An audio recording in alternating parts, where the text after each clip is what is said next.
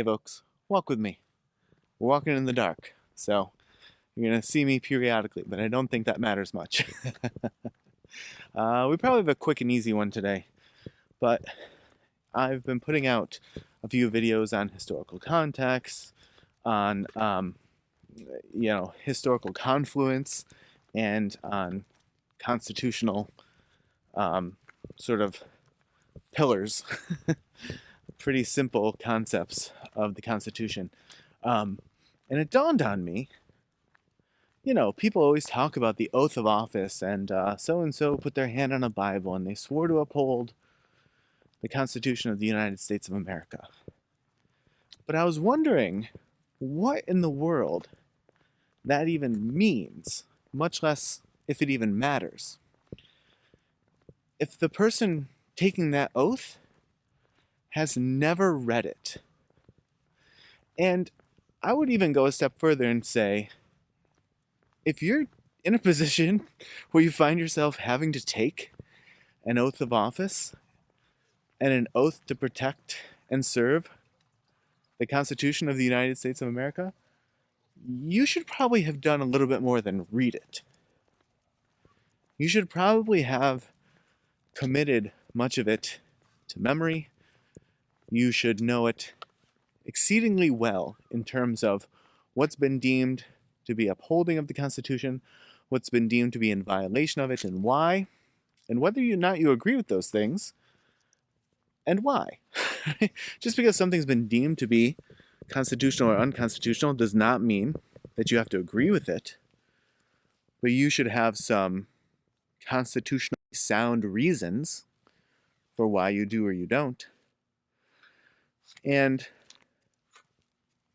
I tend to think, of course I have no way to prove this, but I tend to think that many people who are currently in that strata that have the status of having taken some oath to uphold the Constitution have likely never read it, much less done anything deeper or more extensive or meaningful with it.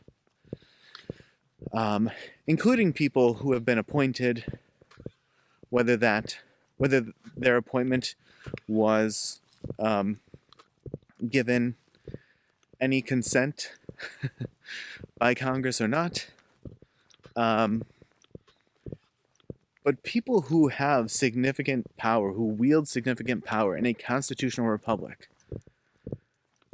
I don't know how it would possibly be a controversial standpoint to say those people, elected or unelected, appointed or unappointed, if they're wielding power that has constitutional consequences and significance to it, they should know what it is. They should know what that document is, what it says, what it means, why it says what it says, how it's been interpreted. And if they don't, what are they making decisions based on?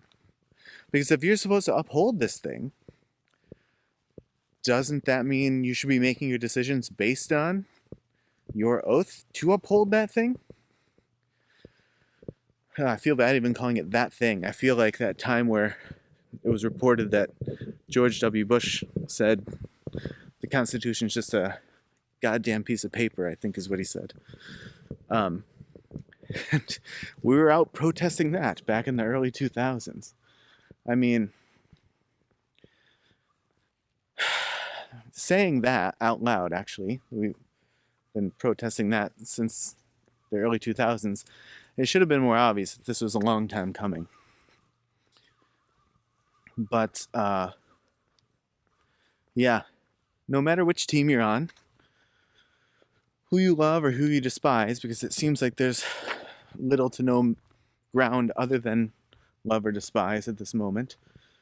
I don't understand how you can get behind supporting a person or policies or edicts, whatever you want to call them, that are coming from a basis of a complete lack of knowledge of the Constitution of the United States and the amendments that are held there within.